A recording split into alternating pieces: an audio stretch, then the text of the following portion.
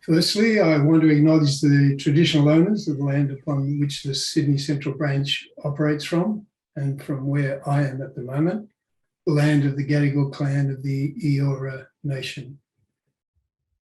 We acknowledge and pay our respects to the past, present, and future traditional custodians and elders of the whole Indigenous nation. And we also acknowledge their substantial stewardship of the First Nations people over the country over many millennia. Please feel free to let us know where you're joining us from by dropping your details into the chat box. For those of you new to Renew, just a few words about us. Since 1980, Renew has been inspiring, guiding, and helping people to become more sustainable. We have branches and members all over Australia. If you are not, we welcome you to become a member. If you want to know more about renewable energy, how to make your home more sustainable or to live in, or if you're looking at renovating or building a new home, or even if you're a professional working in the housing industry and want to know how to find practical, sustainable solutions, Renew is a source of extensive knowledge. It is also a great interactive community of like-minded people who thrive on sharing their experience. It has leading magazines such as Sanctuary, Renew, and Sustainable House Day. There are various options for membership. Before we start, I just want to let you all know that next month, Renew will be hosting a series of webinars in the lead up to our flagship event, Sustainable House Day, in March next year. These webinars are now available for booking, either individually or as a 4-event pass.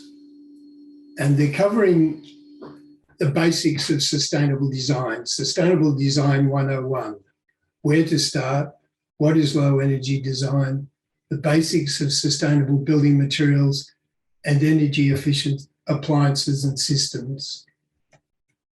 In November, we'll be having a series on resilient design for bushfire and flood. And in December, we'll be having a series for renters on things they can do to make their living places more sustainable.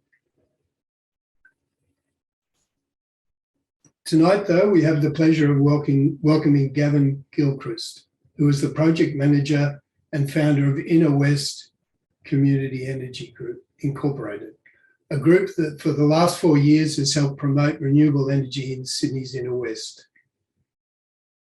which is an environmentally aware community but has a very low uptake of rooftop solar. Since its beginning, he's managed the installation of more than 180 residential PV systems in the Inner West and a few places beyond, dealing with 5 different solar installers. Gavin has extensive experience in the energy efficiency space, running the innovative consultancy Big Switch projects for 15 years, and prior to that being a founding member, program manager of CEDA, which at the time did a lot of excellent work in the environmental space. I had my first exposure to CEDA through being trained to do home energy assessments,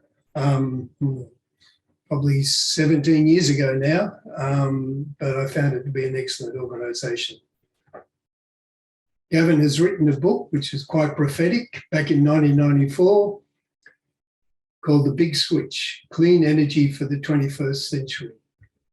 Ahead of its time, as we're still wrestling with this issue. So just a bit of housekeeping before we start. If you have technical issues during the evening, please use the chat function to get assistance. You can ask questions using the Q&A button. We will go through some questions at the end of Gavin's talk. It is normal that we won't get through all the questions, so please be patient.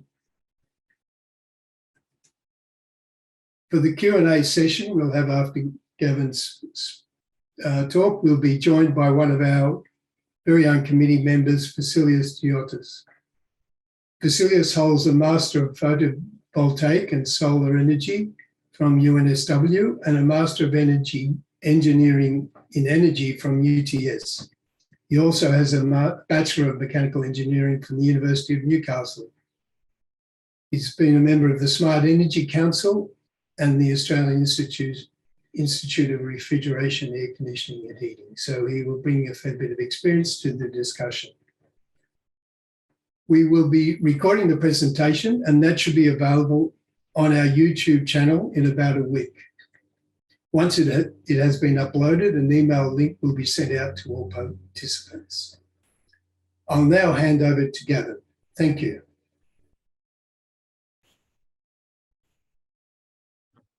Thanks, Graham, and good evening to everybody. And I'm pleased to say that since Graham wrote that piece, my introduction, in fact, we've now reached over 200 systems that I've actually managed. So we're actually at 202 systems, and that's about $101.9 million worth of residential PV.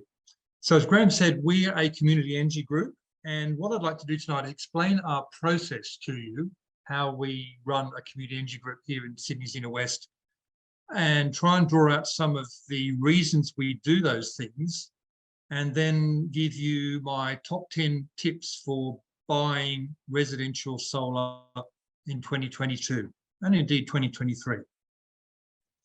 And then we'll open up for questions and we'll see how we go. So as Graham said, we're a community energy group. We're a not-for-profit group. We're working in Sydney's Inner West. For those of you who don't know Sydney's Inner West, we're pretty progressive in our politics. Our local federal MP is the Prime Minister. Our local state MP is either a Greens state MP or a Labor MP. We've got a lot of old housing stock, a lot of Victorian terraces, a lot of early 20th century houses. We're a very environmentally aware group, as you can imagine, but we have really low uptake of solar, even after the fine work of my organisation after a couple of years. So right now, if you look at the Australian PV Institute figures, we're only at 13.5% of eligible houses having solar PV, which is pretty low compared to 25% in Western Sydney, 20 to 30% in the northern and eastern suburbs of Melbourne, and over 40% in Brisbane, in the city of Brisbane. So here we have a long way to go. And we set this group up almost 5 years ago now, actually, because we wanted to make it easier for people to buy solar PV. Being in the inner city, we felt we were always fighting against things. We were always trying to stop freeways, stop overdevelopment, the usual things people are trying to stop in the large cities of Australia. We actually wanted to do something positive for the climate and leave the sort of campaigning on climate issues to other climate change groups. So we're here to make solar easier for people. And the lessons that I've learnt over 4.5, almost 5 years of work, I'm hoping to sort of share with you tonight. Because imagine if you had done, if you'd installed 200 systems yourself, I'd imagine even if you're not technical, you're not an engineer, which I'm not, if you're not an electrician, which I'm not, you still would have picked up a few things. So the lessons learned, I'm hoping to be able to share to you and hope it makes sort of clear to you in terms of what's the best way of buying residential solar PV today. And the other thing is I'd like to say is if you're in a community somewhere else in Australia and you would like to set up a community energy group, one of the mottos of our group is that we want to help other groups. So we're in a position where we're very happy to use for anyone outside of the Inner West to talk to us send us a link through our website, contact us tab on our website, and we'd be very happy to sort of give people some ideas in terms of how they can set up their own community energy group. The process that I'm about to explain in terms of how we actually help people, what we're trying to do is we're trying to make it easy for people to install solar. And we're trying to make it easy for the solar installer as well. Because right now, the market for solar, as it has been for a couple of years, is running pretty hot. And we want to make it as easy as possible for solar installers to get on the roof, put the panels on, put the inverter on the wall, and move on to the next job. We don't want them to be taking too much time liaising, getting information, working out where to go, getting lost, that sort of thing. So in a sense, what I'm trying to do here is I want to make you, the customer, the solar customer that a good solar installer most wants to do business with. I want you to be a really nice solar customer so that when the solar installer contacts you, when you ask them to come and give you a quote, they're very keen to do so. So what we do at Inner West Community Energy is we have a customer data form which asks basic information. And while I'm not expecting you to create your own customer data form, here are some of the things that we ask people that are really helpful for a solar installer who is going to come to your house and give you a quote.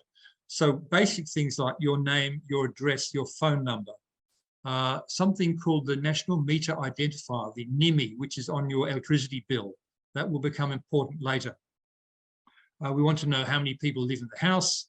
We want to know roughly how much electricity you use, what your quarterly bills are, and whether you have any plans to change what you're doing in the house. As I said a moment ago, the Inner West is quite a progressive politically place to be and quite green, but not green enough. And there's a growing trend towards people wanting to put get off gas and to install electrical. So basically electrifying everything, the old sort of Saul Griffiths approach of electrifying everything. So increasingly, we need to know if people are going to be getting off gas hot water, getting off gas heating, and getting off gas cooking so that their electricity consumption is going to go up. So if you're a solar installer, you really need to know that because you need to size the system accordingly. We also ask people whether they've had a new meter installed lately. So in this part of the world, there's still a lot of old rotary meters, the ones with those little discs that spin around. And if that's the case, then a solar installer, it's helpful for a solar installer to know that's the case. And we want to know whether there's a budget. People sometimes, when they fill in this form and send it back to me, they put quite an unrealistic budget. So that's the most common reason why I ring up people and say, you can't do a solar system of the sort of quality that we promote for that sort of price. And we have a discussion about that. And maybe we'll come back to price and how much you should pay for a solar system in questions if people want to drill down into that. We also want to know whether people want a specific type of panels. Some people have done research, some people haven't, whether they want Australian-made panels or not. Sometimes they do, sometimes they don't. Generally, the only Australian panel, Tindo, is more expensive than many other overseas, predominantly Chinese-made panels. Sometimes people want that, sometimes they don't. And are you interested in inverters? So I should say there's two key elements to a solar system. One of them is the panels, of course, on the roof, which you can see in more than 3 million houses across Australia now. And the other is the inverter, which is the electronic box of tricks that sits on the wall somewhere, typically near the meter, but not always. And I mention panels and inverters now because looking at a choice survey of their members a couple of years ago, they surveyed just over 1,000 members and found that overwhelmingly the biggest problem was the inverter, not the panels. So the quality of the inverter is something that I'm most interested in when I'm looking at quotes from solar installers. And we also ask people whether they've got a budget. Some people set the unrealistic budget. Some people, that's why I ring them and speak to them, and sometimes they don't. The other thing that we always insist upon, and you should always insist upon, is that the installer makes a site visit before they give you a final quote. We work with 4 solar installers, what we call our preferred solar installers.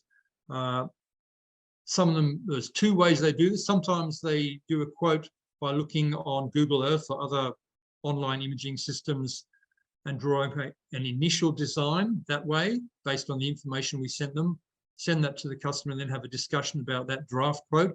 But we always insist that they go back and do a final quote having seen the house. So do not consider that a solar company giving you a quote over the phone is adequate. It's not. Of course, that's particularly the case here in the inner west of Sydney, where we have as I said earlier, a lot of old houses. We have a lot of old roofs. We've got slate roofs, we've got tin roofs, we've got new metal roofs, we've got a lot of terracotta, we've got chimneys, we've got trees, we've got a lot of buildings that are adjacent to each other. So there are a lot of factors which mean that it's not just not possible to do a quote over the phone, even if that was a good idea, which it never is. So then after we've had the installer go on site, done the final quote, I review that and give people an idea of whether I think it's a good idea.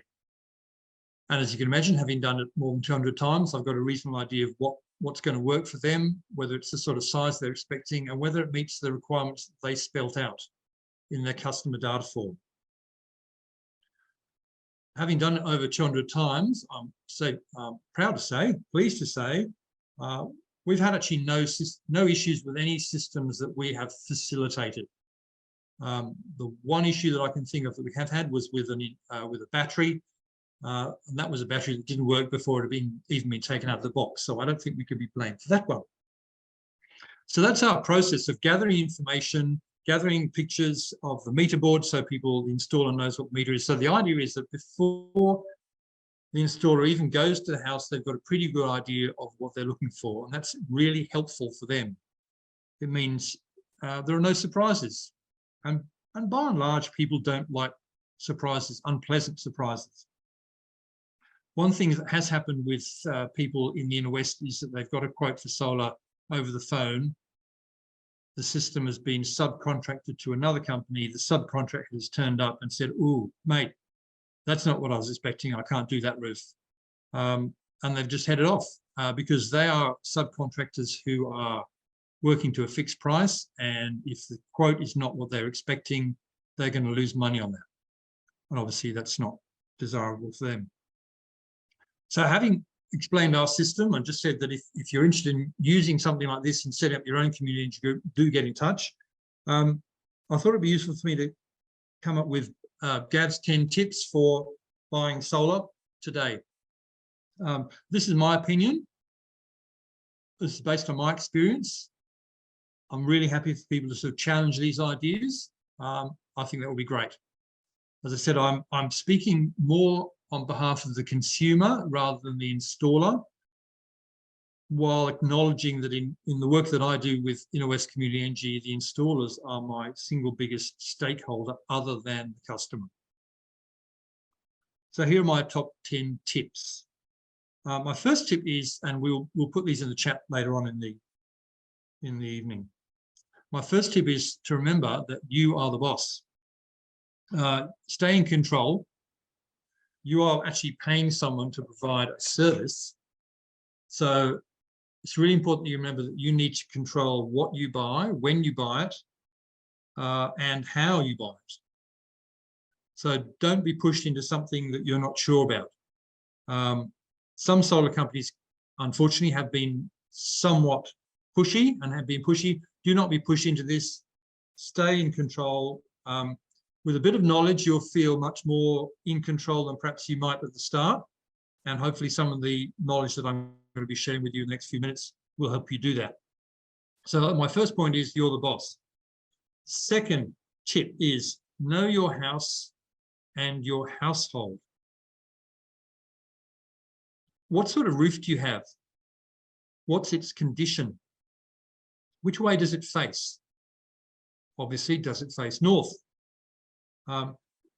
Get to know your household energy use all year, summer and winter, in kilowatt hours. It's on your bill. It shouldn't be too hard to read it and understand it. There's usually, most bills have little graphs showing what you use. And there is an enormous range of electricity use. So I've done over 200 solar PV systems, but of course, not everyone who comes to us ends up buying a system at all or through us. So I've seen a lot of electricity bills over recent years, and particularly in the last few months. The range of consumption I see is extraordinary. And the range of price that I see, particularly in the last few months, is extraordinary. I've seen prices up to 92.5 cents a kilowatt hour. And there is someone recently who was paying 12.5 cents a kilowatt hour. which shouldn't be possible, but that's what the bill says. I'm still going on my second point here, knowing your house and your household. And the other point I'd like to make about knowing your household is consider how important climate action is to your household. So are you doing this just to save money, or are you doing it because you think it's a really positive thing you can do for the climate? If it's a really positive thing for the climate, then you probably will want to do as big a system as you can possibly fit, and not necessarily the one that has the most ideal or the optimal return on investment. So know your house, know your household. Point 3, tip 3, go small with solar installers. I think you're most likely to get a good outcome if you deal with small, independent, Clean Energy Council accredited installers. That's been my experience. And also, when I look at the Choice 2018 survey, the smaller independent installers rated much more highly than the Origin Energy installers. Point 4, tip 4, set a budget. Work out how much you can afford to spend. I'm happy to debate this point, but I think actually the best thing you can do is work out what's the most I can possibly afford and just build a system to that size. Because in my experience, no one ever regrets building too big a system. People only ever decide, oh, I can't afford, I wish I built something a bit bigger. In my own experience, I was in the first round of people putting solar in almost 5 years ago where I live. I had $6,000 to spend. I really couldn't afford anything more than that. And so I said to the installer, I want the biggest system, biggest quality system you can build me for that money. And that's what I got. So I think it's really useful to set a budget and really stretch yourself, because I think if your budget is $8,000 now and you think, well, by the time it's installed, which might be in 2 months, I could probably afford $9,000, we'll make the budget $9,000. That would be my recommendation. Tip 5, never decide by price alone. Please have realistic expectations of what a solar system costs. And if a solar retailer's price seems unbelievably cheap, it is. If you see a quote for a 6.5 kilowatt system for $3,500, beware. There are no bargains. What you're really looking for is a fair price, not a cheap price. You want your installer to be running a viable business that will be around for a long time. Because anyone installing a 6.5 kilowatt system for $3,500, that is not viable. That is not economically viable. So those companies may well not be in existence in a year's time. My next point is tip 6. Possibly it should be tip 1, because I think this is probably the best way to start. Seek recommendations from your family and friends. There are almost 3 million households with solar, as I said a moment ago. So you must know someone who has installed solar in the last few years. So ask them how it went. How's it going? Who got their system put in for them? Were you happy with them? Were they happy with them? So seek recommendations. Tip 7 is a bit of reading, bit of homework for you. I think there's two little things you could read that will really set you up well. Firstly, the Clean Energy Council Buying Solar Guide. That's a really good guide. It's got a tick list of things that you should look at in terms of when you're procuring a solar PV system. The one that's online that I saw yesterday is a couple of years old, but nonetheless has stood the test of time. But more recently, the Solar Quotes website, Solar 101, if you just Google Solar 101 by Finn Peacock, it's always up to date. The current version was only issued last month.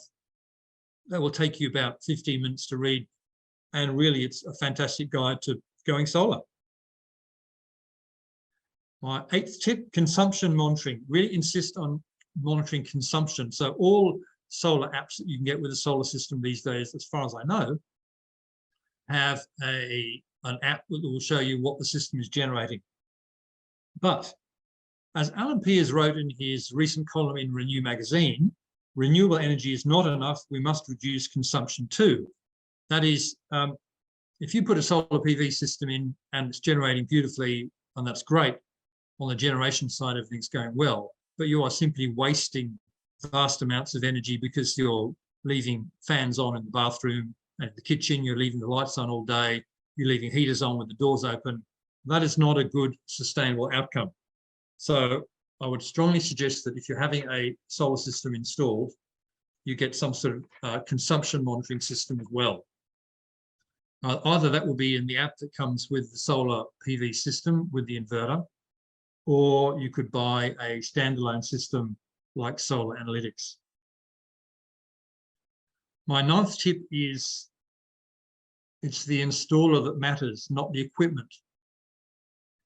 Now, again, I'm happy to sort of discuss this with people on the panel and others who may have even more experience than I do, but it seems to me that even cheaper equipment that's on the market now, given that solar PV in Australia is now a very mature market, very heavily regulated, both at a federal and a state level, that there really isn't that much sort of crappy equipment left anymore. There certainly was, and there is definitely cheaper equipment, but the installers that I deal with are increasingly installing inverters that are not premium inverters. They're sort of down one notch in terms of their sort of where they'd rank in the market, and they are proving to be excellent inverters. So I'm getting the impression as I watch things that really what matters is the installer. That's always mattered. That even if you're using cheaper equipment, that doesn't mean that it's crappy equipment. So my point is it's the installer that matters, and that goes back to my point a moment ago, which is get recommendations from people because you really want to know who are good people to deal with. And my final tip is be happy. This is installing solar on your roof is probably the most positive thing that you could do for the climate quickly, and one of the best investment decisions you can make. So electricity prices, as pretty much everyone knows, have been going up over the last few months, pretty much starting on July 1, and recently prices went up. Some electricity companies in this part of New South Wales as recently as 2 weeks ago, 2.5 weeks ago. So the more the price of grid power goes up, the better solar becomes. And that's probably one of the reasons why we at Inwest Community Energy are really being rushed off our feet. But my tip is, my final tip is be happy, enjoy this. It shouldn't be too stressful. It's a really positive thing to do for the climate. It's a great investment decision with a really good return on investment. So try and enjoy the process. And once it's done, going back to my point about recommendations, tell everyone, because word of mouth is really, really important. We're past the point where we've just got a few people who are sort of early adopters. 3 million households now have solar. We've got many suburbs across Australia where almost half the houses, perhaps more than half the houses, have now got solar. So word of mouth is really, really important.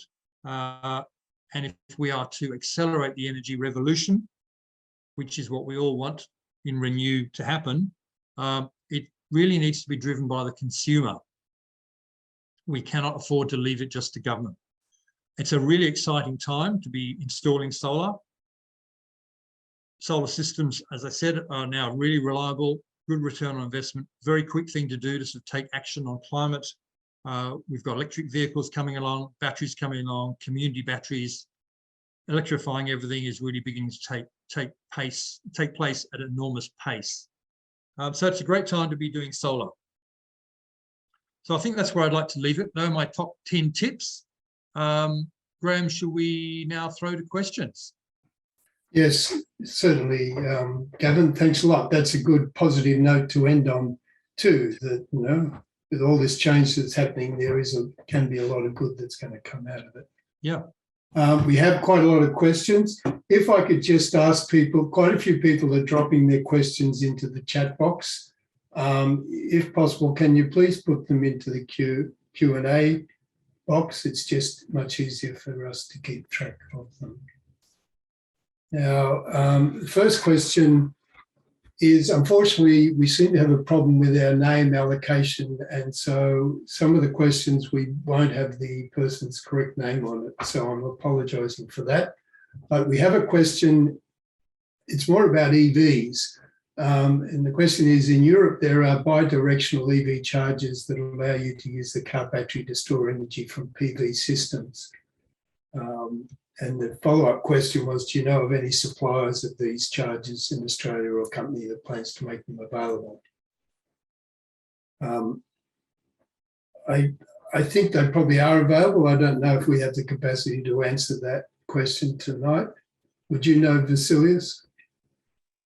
I know that Tesla's going to upgrade their software in Australia soon, so you'll probably be able to do it with a Tesla. That's being rumored, but it could be a legislative thing. So not sure about that, but we can get back to all the participants here. We could do a bit of research on that question. Yeah, it's something we can put to the Renew head office and get some clarification on.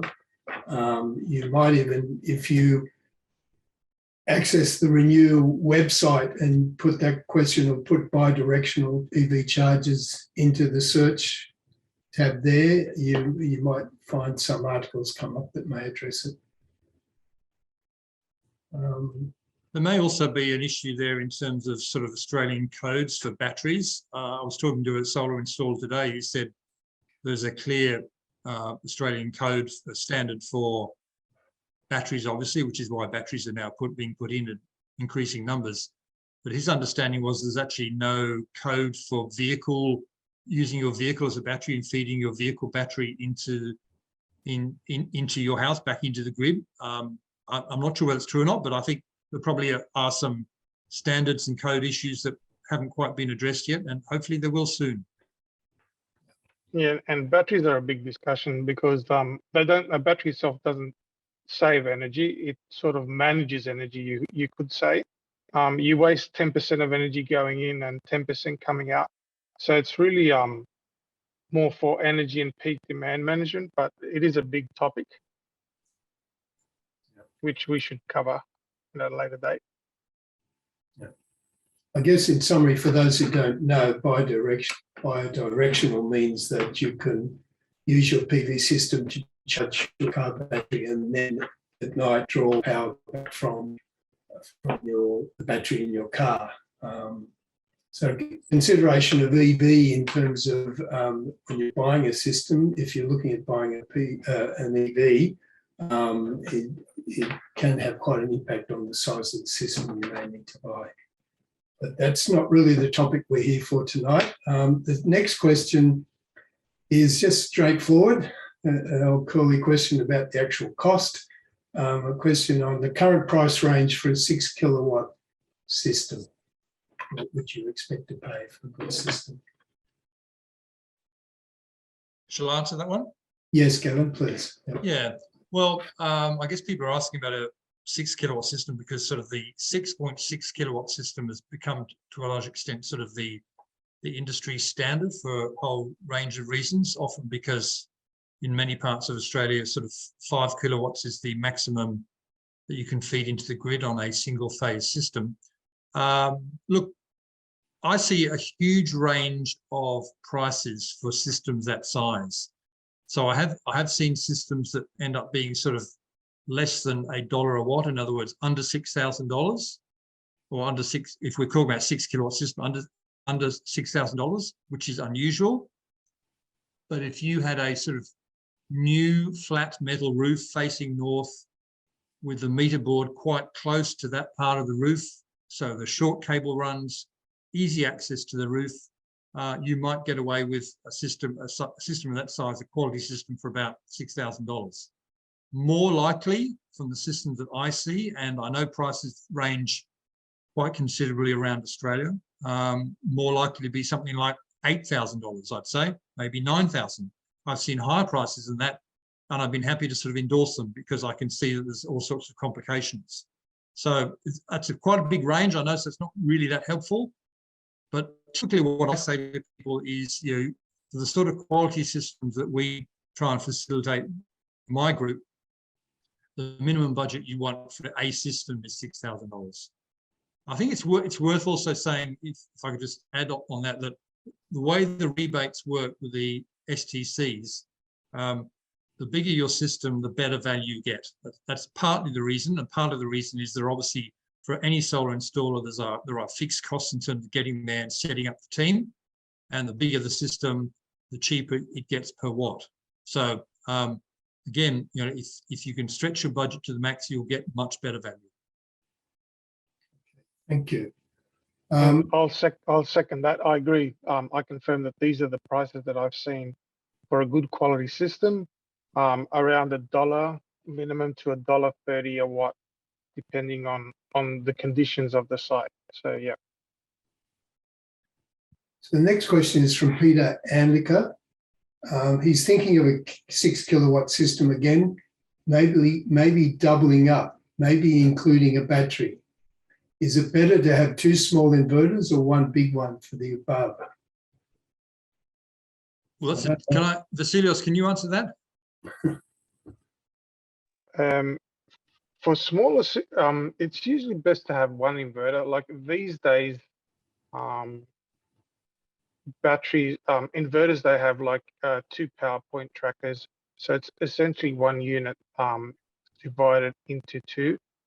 It quite considerably, the cost increases when you add a second inverter.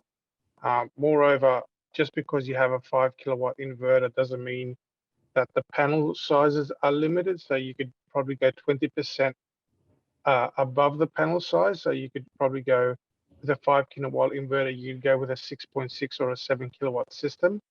Yeah, I tend to prefer smaller, less complicated systems. And the reason why you can go a higher panel size is because there are inherent losses between the solar panels and the inverter. So I think if you add 2 inverters, it's just increasing in complexity. Could I just add a point there, Graham? Yep. Without in any way addressing this comment to the questioner,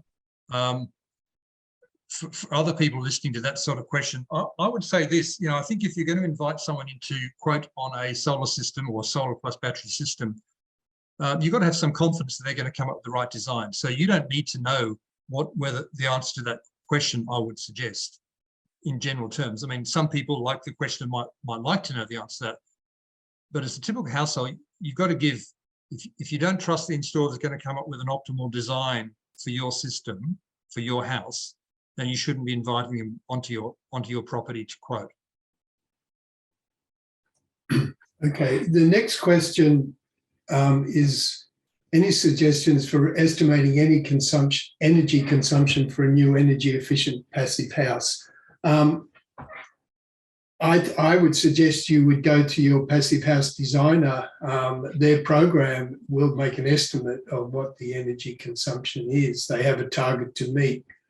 I would say that's probably your best point of call, but you would need to consider all the appliances you have and your other, what they call plug-in loads, you know, computers and so forth. An electrician should be able to help you make an estimate. So here's a local question from the inner west, where someone's just bought a small house. Do any houses have 2 small roofs to make solar viable? And flat roof versus angle roof, which is better? I recently, last week, I reviewed so welcome to the other person from the inner west, Sydney's inner west. I recently reviewed a quote last week, in fact, for a house in St. Peters, which is in the inner west, sort of near Sydney Airport, for those people out of Sydney. And it only had 4 panels. It was a small terrace house with a slate roof, and it's almost impossible. It's just not practical to put solar on a slate roof. Can be done, but it's just not practical. However, there was a small metal roof on the back of the house, and the only system that could be put on that would be four decent 415 watt panels. So quite a small system, under 2 kilowatts. Now normally you'd say, well, why would you bother? Well, this particular household, going back to my earlier tip about working out what sort of household you are, is extremely green. And the owner of the household really wanted to do a 4-panel system. So there really is pretty much no house that you can't put solar on. It's just that, as I said a moment ago, in terms of pricing, the smaller the system, the more expensive per watt it becomes. But if it's a high priority for you, then go for it. In terms of the slope of the roof, it's obviously preferable if the roof slopes to the north, where the sun comes from, or to the northwest or to the west, preferably not to the south. But these days, panels have become so cheap and the controls so good that, you know, installers are putting roofs, and we've had systems that have been put on roofs that are sloping to the south. It's not ideal. The winter generation is really quite poor, but the summer generation is sort of 80 to 85% of what it would have been if it was on a flat roof. So the slope of the roof doesn't matter as much as it used to. Vasilius, are you with me there? Yes, I am with you. Yes, definitely the slope of the roof does matter. And if you do have a flat roof, it's better to get tilt legs to slope them up a little bit to an angle of about 22 degrees, because that way they're self-cleaning. You don't need to clean them once a year or every 6 months if it's a flat roof. Regarding south-facing, yeah, some roofs are only south-facing. The payback time in dollars and in embodied carbon is longer on a south-facing roof, but it's better than nothing if you don't have the option.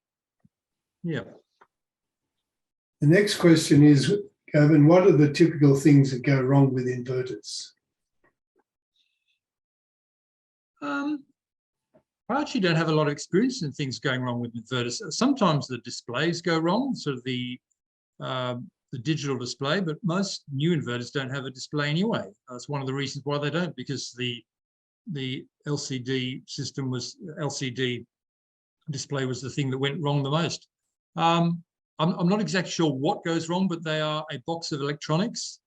And as with all boxes of electronics, there are things in them that go wrong. I guess they simply just don't work or work as well as they should. But most systems have, you know, because of the monitoring systems they have, if something goes wrong, you will know about it. And your installer will know about it because they're monitoring the system. I guess the advice is get a good, well, a well-known brand with a long warranty. Yeah. Yeah. Not just warranty on the product, but warranty on the defects liability or the workmanship. So you don't get charged service calls when they come out to investigate. So if you could, there are some installers that have extra long warranties. That's a pretty good tip to look out for these. Yeah. Yeah. Okay. Next question, if you're building a new energy efficient house, any suggestions on how to size the system when it is hard to estimate how much energy a new house will use?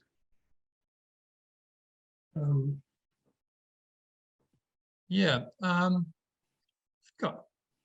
think I would just say build a really big system. Yeah. You know, the average size system in our group sort of gone over the last 4 years from sort of 3 kilowatts to about 7.5 kilowatts. If you're building a new house today, hopefully it's going to be a very energy efficient house. So it won't be using a lot of energy to heat it and cool it. That probably you want to future-proof it for an EV. Presumably you want it to be an all-electric house, so not using any fossil fuels such as gas. So I guess it would be a case of building it to the size of the house. I guess there's a limit. There are, depending on where you are, there are limits to what the network will allow you to put in. In this part of, in the Ausgrid network where I am, it's 10 kilowatts for a single phase, but in lots of parts of Australia, it's 5 kilowatts. And there are sort of increasing limits, I think, on what the inverter can export at certain times. Graham, you might have some thoughts on this. Someone working with homeowners and designers. Yeah, well, I mean, they should be able to make, the designers and your electrician should be able to make an estimate of what your likely energy consumption would be. But I think what's likely to be a big driver, which you mentioned, is if you're considering purchasing an EV into the future and you want your PV to charge your EV as much as possible, it's the demand that your EV will have which may drive the size of the system. Given that, as Gavin just said, some areas you're limited with the size of the system you can install. Yeah, I guess it also depends on, as per one of my tips, your position on climate. If you're going to build a 2 kilowatt system, that's all it's got in midsummer, that's the best it's going to do in terms of pumping out 100% renewable energy into the grid. If you really want to put the fossil fuel based system out of business, then you'd build a 10 kilowatt system. Yep. Just got to add to that. I'm very surprised that in 2021 and 2022, there are so many houses that still have roofs that are not ideal for solar. So obviously, the people here are very aware of this fact, but you'd be very surprised how common that is. So north or northwest facing roofs as big as you can. It's a very simple tip, but very effective. So we got a question coming from the other end. If you have a low self-consumption with no battery EV for the foreseeable future and low or nil feed-in tariff, going as big as possible likely means you're spending more dollars for power than you can't use or benefit from. Does it still make sense to go big in this scenario? I guess only in terms of your overall impact on reducing emissions from a societal point of view. Well, That's right. feed-in tariffs did go very, very low. To some extent, I feel they sort of come back a bit. So I think I'm getting 11 cents for my first block of 6 kilowatt hours with Energy Locals, and then first block of 10 kilowatt hours a day, and then 6 cents. So, feed-in tariffs are better than they were in many parts of Australia. So you will always get something, and if you had a big system, you'll get quite a lot. Okay. Yes, and I agree, Graham. And Gav, you have to measure what you want to get out of it. Is it just financial? Is it carbon?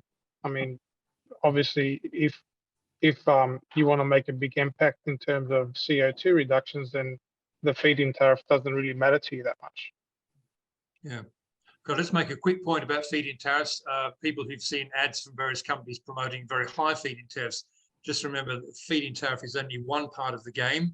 The other thing you need to remember is how much your daily connection fee is and how much your usage is. So I saw an ad recently from Glow Energy where they're promoting a 20-cent feed-in tariff, which sounds amazingly good. But when you look at the fine print, the actual cost of all the other bits, the other two other bits that form your bill were also extremely high. Okay. This question relates to your tip 8 and consumption monitoring. Yep. Solar Quote says it costs extra to purchase the system with consumption monitoring. I've applied for the government energy monitor. Is it the same thing or different? Yes, well, I mentioned as it was one example of a proprietary system for monitoring solar analytics, and yes, that will cost you more. So I think it's around about $700 to buy the system, have it installed, and have a lifetime subscription. So you may or may not think that's worthwhile. Personally, I think it is worthwhile. It's something that will be with you and useful for a long time, and it's extremely reliable. Most premium end inverters, I think, such as SolarEdge, also give you consumption monitoring. So you wouldn't need solar analytics if you had that sort of system. So yeah, it's an additional cost, and if you feel you're right, well, sometimes an additional cost can be an additional cost, and if that's the case and you think it's not worthwhile and you're right on top of how you're using your electricity, then you wouldn't need it. Question from Neil Ritchie. I have just had a site visit and quote from a retailer who recommends using mini inverters, 1 dual inverter per pair of panels due to some tree shading, mainly in winter. The retailer saying that shading on one panel then doesn't affect the other panels, and that's my understanding that many inverters will give you more flexibility for those situations. And also where you might have more than one orientation, it does provide you more flexibility, but it is more expensive. Can I answer that? Yep. Inverters have two maximum point power trackers, and what that means is that it's one device but really separated into two, so you can have two orientations. If you have partial shadings on all or one of the orientations, you can use panel inverters, which are more expensive also. But if you want to use a centralized inverter, there's a device called a bypass diode. And in the lingo of the installers, it's called a TIGO. I can't remember what TIGO stands for, but that's another device which is alternative to the micro inverter. Okay. Yeah, I'd support that. You know, if you've got a difficult roof with some panels shaded sometimes in different ways, then micro inverters, as they're called, are a good way to go. As Vasilios said, they cost a bit more up front, but they'll ensure that you generate more over the life of the system. Okay. Another question from the Inner West, where someone's questioning the fact that in the Inner West, there's a lot of heritage conservation areas which limit being able to put solar on street-facing roof planes. And sometimes I've even had it on side roof planes where they're visible from the street. So the question is, have you legally installed any street-facing solar systems with an improved DA on buildings within a heritage conservation area? I'd say that's probably most unlikely. No, because and this is probably a situation with sort of heritage controls all around sort of the inner city, older parts of most Australian capital cities, I would think. Here, you're not allowed to put solar in heritage zones or conservation zones on the front of the house. But we actually haven't found that to be a problem, because by and large, you know, many older houses in this part of Australia, there's the old part of the house, and people who put an addition on the back, and the addition on the back is typically flat metal roof. So that's what I've had to do at my place. It works fine. I mean, you can get some solar panels which are actual roof tiles. I don't know if that would be a possibility to try with the council, but the system would have to match what your existing roof tiling system is. Yeah, I think there is a product on the market, but my understanding is it works well, but it's just a very expensive way of putting in solar. Yeah. Another question, I have a 20-metre run from the PV panels to the meter board. Is it best to place the inverter near the panels or the meter board? My understanding is it's best to put it near the meter board, but again, I'd come back to a point I made a couple of questions ago. Really, if you're inviting in a solar installer to quote on your house, it is best to leave him or her to make the decision as to how best to design it. Obviously, you want to have a discussion about it, but I'd suggest this is not something you need to know. You'll want to know where they're going to put the inverter. That's a very important question. And recently, I moved my inverter, my whole meter board, from the front of the house to the side of the house, and I did that for a specific reason. But yeah, I don't know the answer. I think the answer would be you want to put the inverter closest to the meter board, but that is something that if your installer doesn't know the answer, then you need to find another installer.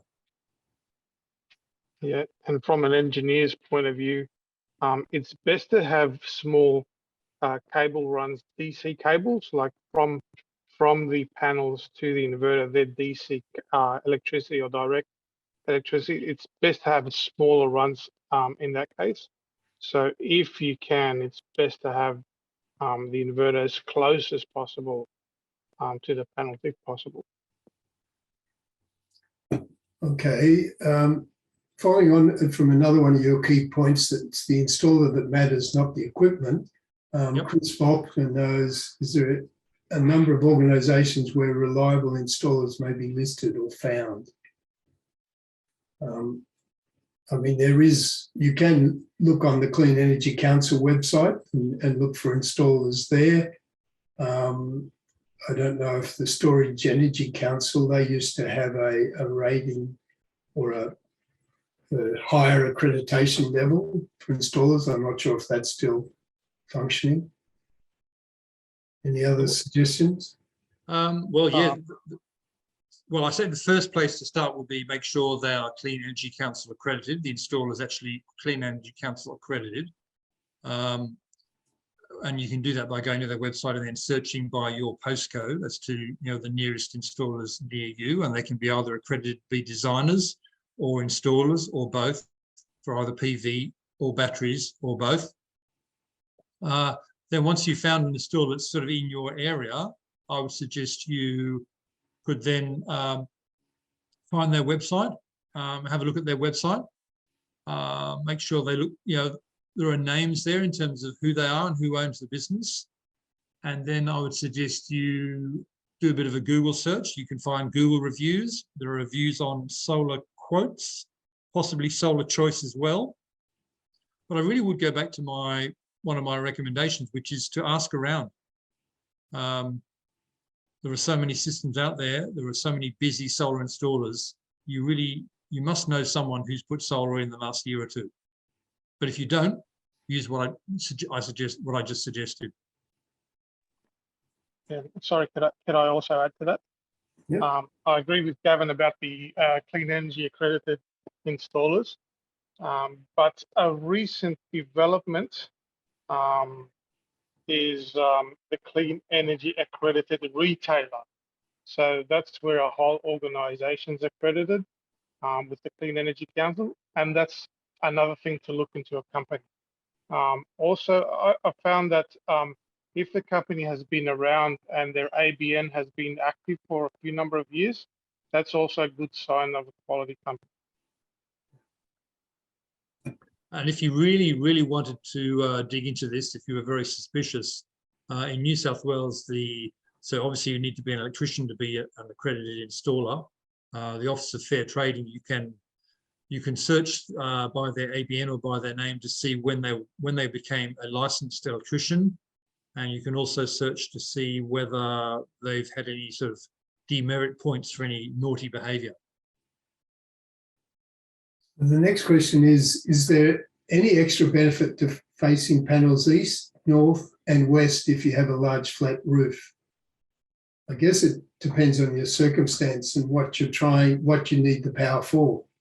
Like if your main concern is trying to keep your house cool in summer and you want to run a big air conditioner unit, then face them west. It also depends if you've got a time of use tariff when you're going to get the most benefit from it. But angled north, the usual recommendation is the panels should be tilted to match the latitude, and then you'll get the optimum winter collection. But it does depend on, I guess, on what you're wanting, what your outcome you want is. Well, most solar installers will be using software now where all these things could be modeled. So if that was your question, would I be better off having my solar panel just facing north, or would I want them to be facing north and west? Would I want some of them to be flat, some of them on a tilt frame pointing towards the west? If that was something that you were really interested in, it would be very straightforward for an installer to run the models on different situations and come up with an answer for you. And that would be an interesting thing to do. But make sure the installer understands from the start that's what you're expecting. Remember, you need to stay in control. And I guess it can also depend on if you're overshadowed or if you've got neighbours in any of those directions or trees, and those factors as well. So going back to heritage conservation areas, Jane from Haverfield is asking if she needs to lodge a DA for solar panels on any roof plane. I'm not sure of the answer of that. It's covered under a state environment planning policy. But that's something we could maybe look into and send you an answer. Well, I think Okay. I think I could answer that and say we don't know solar systems in Haberfield, and other people have too. You can see them. Basically, you're in Haberfield, which for those who don't know is an inner west suburb full of beautiful Federation homes. A lot of them with slate or terracotta roofs. You're not allowed to put solar on the front of the house, but you can put it on the side or put it on the back. Okay. We're just about over time, but we've got 4 more questions. So if you're happy to keep going, and we'll just finalise them. What safety considerations do we be mindful of, risk of fire, etc.? Well, I don't think it's something. If your system is properly installed, then there is no risk of fire. As I understand it, the major cause of fires in solar PV systems in older systems was when water got into a particular switch, that's called an isolator, that sits on the roof. If they were poorly installed back in the early days of solar, sometimes they filled up with water, and that short-circuited causes a fire. Those isolators are positioned differently now. They're designed differently. Vasilius, I mean, I would say it's not something that I would lose any sleep over. No, and as you said before at the beginning of the presentation, avoid the cheap $3,000 systems because you have someone that's separate selling to installing. It's a contractor. They'll try and skimp on cables, on conduits. If the cables are too small in thickness, they'll overheat and could potentially cause fires. So just be careful of the cheaper systems. But Gavin, if the consumers are inside the price range we mentioned, fire wouldn't be a concern. Okay, question about Huawei inverters. Are they stacking up longer term quality wise? Have experience with them? I don't have any experience with Huawei at all, actually, but I know they're sort of a major brand. I haven't heard anything negative. I don't know. Yeah, and I haven't seen too many residential installations with them. I know that UTS has large commercial ones, and they have had them for 5 years, 5 to 6 years. They're still operating. Yeah, the only experience I got with Huawei is on the Aboriginal Medical Service in Redfern Street, Redfern. They've got a large commercial PV system. That's Huawei. And the new system that's going in the building next door, also for the medical service, that's going to be Huawei. So the company that's installing that, Energis, obviously believes they're a great product. Okay, just a quick question for you, Vasilius. Your suggested alternative to micro inverters, what was that name? Whether you could answer that. That name, was bypass diode, or the other, as it's called in the marketplace, TIGO, TIGO, bypass diode or TIGO.